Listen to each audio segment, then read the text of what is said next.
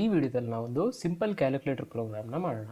So ಈ program ಹೇಗಿರುತ್ತೆ ಅಂದರೆ, ನಾವಿವತ್ತು ಇಲ್ಲಿ ಯೂಸರ್ ಹತ್ರ ಫಸ್ಟ್ ಕೇಳ್ತೀವಿ ಎಂಟರ್ 2 ನಂಬರ್.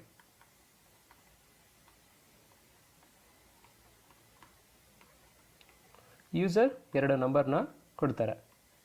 ಸೊ ನೆಕ್ಸ್ಟ್ ನಾವು ಯೂಸರಿಗೆ ಕೇಳ್ತೀವಿ ಪ್ಲಸ್ ಮೈನಸ್ ಮಲ್ಟಿಪ್ಲಿಕೇಶನ್ ಡಿವಿಷನ್ ಅಥವಾ ಮಾಡ್ಯುಲಸ್. ಸೊ ಇದಿಷ್ಟಲ್ಲಿ ಯೂಸರ್ ಯಾವುದಾದ್ರೂ ಒಂದು ಸಿಂಬಲ್ನ ಕೊಡ್ತಾರೆ ಅಂದ್ಕೊಳ್ಳಿ. ಈಗ ಎಕ್ಸಾಂಪಲ್ ಮಲ್ಟಿಪ್ಲಿಕೇಶನ್ ಕೊಟ್ಟಿದ್ದಾರೆ. ಸೊ ಅವಾಗ ನಾವು ಈ 2 ನಂಬರ್ಸ್ನ ಮಲ್ಟಿಪ್ಲೈ ಮಾಡಿ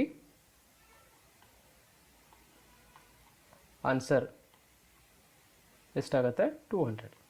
ಸೊ ಈ ರೀತಿ ಔಟ್ಪುಟ್ನ ಬರೋದಕ್ಕೆ ಪ್ರೋಗ್ರಾಮ್ನ ಬರೀಬೇಕು. ಈ ಪ್ರೋಗ್ರಾಮ್ನ ಹೇಗೆ ಅಚೀವ್ ಮಾಡೋದು ಅಂತ ನೋಡೋದಾದರೆ, ಫಸ್ಟ್ ನಮಗಿಲ್ಲಿ ಯೂಸರ್ ಹತ್ರ ಎಂಟರ್ 2 ನಂಬರ್ ಅಂತ ಕೇಳಬೇಕಂದಾಗ ನಾವು ಸಿಂಪಲ್ಲಾಗಿ system.out.printಲ್ಲಿ ಈ ಸ್ಟೇಟ್ಮೆಂಟ್ನ ಪ್ರಿಂಟ್ ಮಾಡ್ಬೋದು.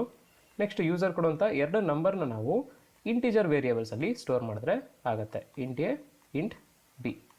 ನೆಕ್ಸ್ಟ್ ನಾವು ಯೂಸರ್ಗೆ ಮತ್ತೆ ನಾವು system.out.printಲ್ಲಿ ಈ ರೀತಿ ಸಿಂಬಲ್ಸ್ನ ಔಟ್ಪುಟ್ ಕೊಟ್ಟರೆ ಔಟ್ಪುಟ್ಟಲ್ಲಿ ಪ್ರಿಂಟ್ ಆಗುತ್ತೆ. ನೆಕ್ಸ್ಟ್ ಯೂಸರ್ ಕೊಡುವಂಥ ಈ ಸಿಂಬಲ್ಸ್ ಏನಿದೆ ಅಲ್ವಾ, ಇದು ನಮಗೆ ಕ್ಯಾರೆಕ್ಟರ್. ಸೊ ಅದಕ್ಕಾಗಿ ನಾವು ಕ್ಯಾರೆಕ್ಟರ್ ಸಿಂಬಲ್ನ ಕ್ಯಾರೆಕ್ಟರ್ ವೇರಿಯೇಬಲ್ನ ಯೂಸ್ ಮಾಡ್ಕೋಬೇಕು.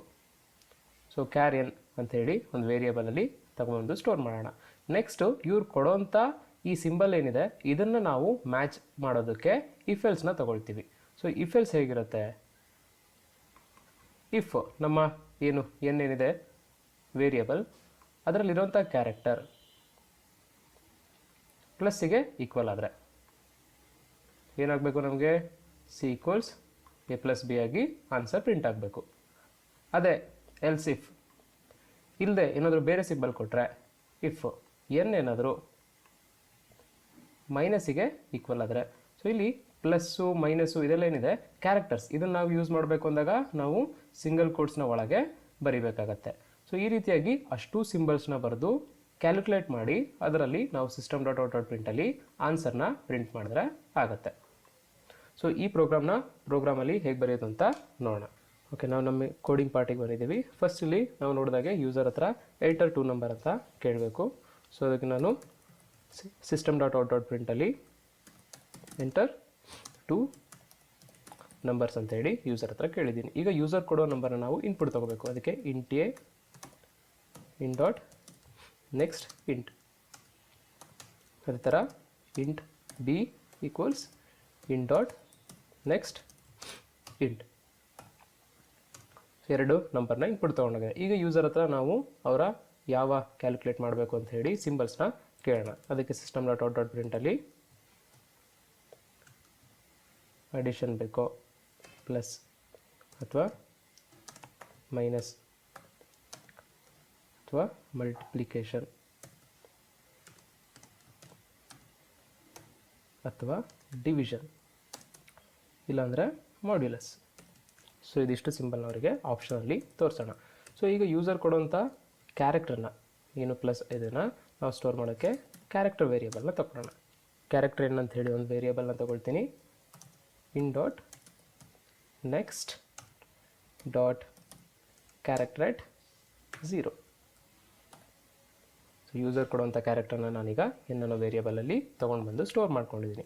ಸೊ ಈಗ ನಾನೇನು ಮಾಡಬೇಕು, ಎನ್ನಲ್ಲಿರುವಂಥ ಕ್ಯಾರೆಕ್ಟ್ರು ಪ್ಲಸ್ ಆಗಿದ್ದರೆ ಅಡಿಷನ್ ಮಾಡಿ 2 ನಂಬರ್ನ ಔಟ್ಪುಟ್ ಕೊಡಬೇಕು. ಅದೇ ಥರ ಏನಾದರೂ ಮೈನಸ್ ಆಗಿದ್ರೆ ಇದೇ 2 ನಂಬರ್ ನಾನು ಮೈನಸ್ ಮಾಡಿ ಔಟ್ಪುಟ್ನ ಕೊಡಬೇಕು. ಈ ರೀತಿ ಅಷ್ಟು ಸಿಂಬಲ್ಸಿಗೆ ಮಾಡ್ತಾ ಹೋಗೋಣ.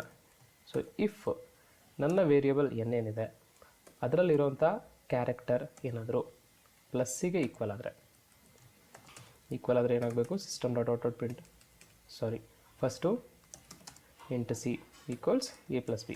ಸಿ ಏನಿದೆ ಅಲ್ವಾ ಅದು ಜಸ್ಟ್ ಎ ಪ್ಲಸ್ ಬಿ ಅಥವಾ ಎ ಮೈನಸ್ ಬಿ ಮಾಡಿರೋಂಥ ವ್ಯಾಲ್ಯೂಸ್ನ ಸ್ಟೋರ್ ಮಾಡೋಕ್ಕೆ ಯೂಸ್ ಮಾಡೋ ವೇರಿಯೇಬಲ್. system.out.print answer C. ಇದೇ ರೀತಿ ನಾವೀಗ ಉಳಿದಿರೋ ಸಿಂಬಲ್ಸಿಗೂ ಮಾಡಬೇಕು. ಇದೇನಾದರೂ ಆಗದೆ ಇದ್ದರೆ ಎಲ್ಸ್ ಇಫ್ ಎನ್ ಏನಾದರೂ ಮೈನಸ್ಗೆ ಈಕ್ವಲ್ ಆದರೆ ಆಗ same int c equals a minus b ಆನ್ಸರ್ನ ಪ್ರಿಂಟ್ ಮಾಡಿದ್ದೀನಿ. ನೆಕ್ಸ್ಟ್ ಎಲ್ಸ್ ಇಫ್ ಎನ್ ಏನಾದರೂ ಮಲ್ಟಿಪ್ಲಿಕೇಶನ್ಗೆ ಈಕ್ವಲ್ ಆದರೆ ನಲ್ಲಿರೋ ಕ್ಯಾರೆಕ್ಟರ್. ಈಗ ನಾನು int c equals a into B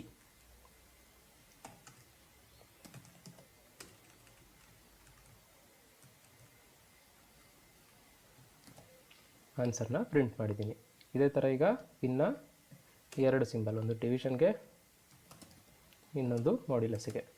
S if ಏನೇನಾದರೂ ಡಿವಿಷನ್ಗೆ ಈಕ್ವಲ್ ಆದರೆ ಅದರಲ್ಲಿರುವಂಥ character int c equals a divided by b.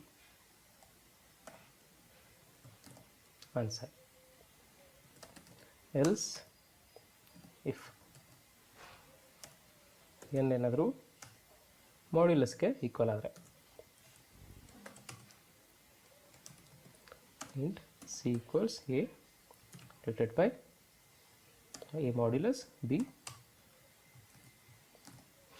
Answer. Okay, ಇದಿಷ್ಟು ಕೂಡ ಆಗಿದೆ. ನೋಡ್ಬೋದು ಇಲ್ಲಿ ಫಸ್ಟ್ ನಾನು ಯೂಸರ್ ಹತ್ರ ಕೇಳ್ತೀನಿ ಎಂಟರ್ ಟು ನಂಬರ್. ಯೂಸರ್ ಕೊಡುವಂಥ ಎರಡು ನಂಬರ್ಸ್ ನಾನು ಎ ಮತ್ತು ಬಿಗೆ ಇನ್ಪುಟ್ ತೊಗೊಂಡಿದ್ದೀನಿ. ನೆಕ್ಸ್ಟ್ ಯೂಸರಿಗೆ ಕೇಳ್ತೀನಿ ಇದಿಷ್ಟು ಸಿಂಬಲ್ಸಲ್ಲಿ ಯಾವುದನ್ನು ಚೂಸ್ ಮಾಡ್ತೀರಾ ಅಂತ. ಸೊ ಯೂಸರ್ ಚೂಸ್ ಮಾಡುವಂಥ ಕ್ಯಾರೆಕ್ಟರ್ನ ನಾನು ತೊಗೊಂಡು ಬಂದು ಎನ್ನಲ್ಲಿ ಸ್ಟೋರ್ ಮಾಡಿದ್ದೀನಿ. ಈಗ ಎನ್ನಲ್ಲಿರುವಂಥ ಕ್ಯಾರೆಕ್ಟರ್ ನಮ್ಮ ಕ್ಯಾರೆಕ್ಟರ್ ಪ್ಲಸ್ಸಿಗೆ ಮೈನಸ್ಗೆ ಎಲ್ಲ ಸಿಂಬಲ್ಸಿಗೂ ಈಕ್ವಲ್ ಇದೆ ಅಂತ ಚೆಕ್ ಮಾಡಿದ್ದೀನಿ. ಯಾವುದಕ್ಕೂ ಈಕ್ವಲ್ ಆದರೂ ಕೂಡ ಅಲ್ಲಿ ನಾನು int c equals a plus b, ಇನ್ನು ಸಮ್ಮಿಗೆ ಈಕ್ವಲ್ ಆದರೆ ಎ ಪ್ಲಸ್ ಬಿ, ಮೈನಸ್ಸಿಗಾದರೆ ಎ ಮೈನಸ್ ಬಿ, ಈ ರೀತಿ ಮಾಡಿ ಆನ್ಸರ್ನ ಪ್ರಿಂಟ್ ಮಾಡಿದ್ದೀನಿ. ಸೊ ಇದನ್ನು ಈಗ ರನ್ ಮಾಡಿ ನೋಡೋಣ.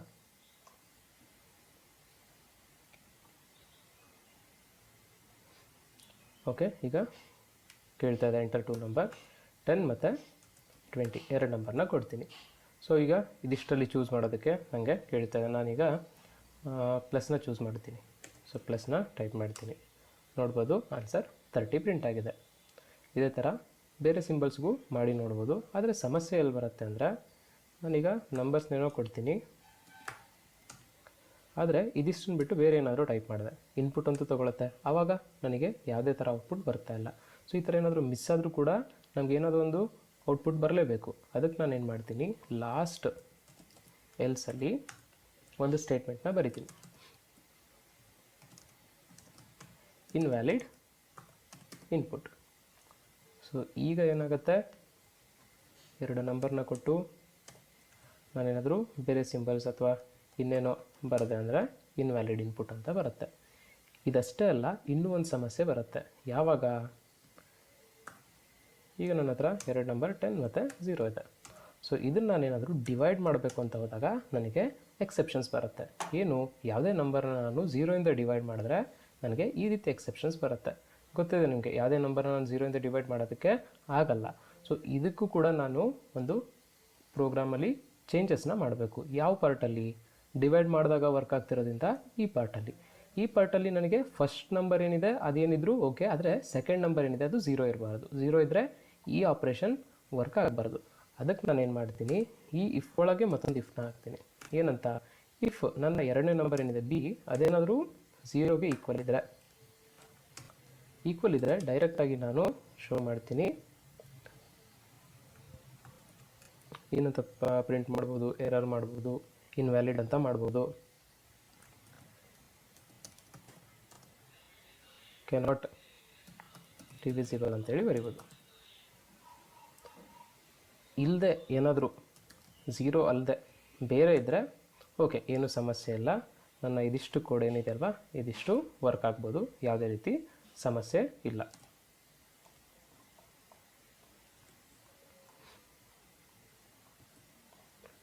ನೋಡ್ಬೋದು, ಇಲ್ಲೊಂದು ಕಂಡೀಷನ್ನ ನಾನು ಬರೆದಿದ್ದೀನಿ.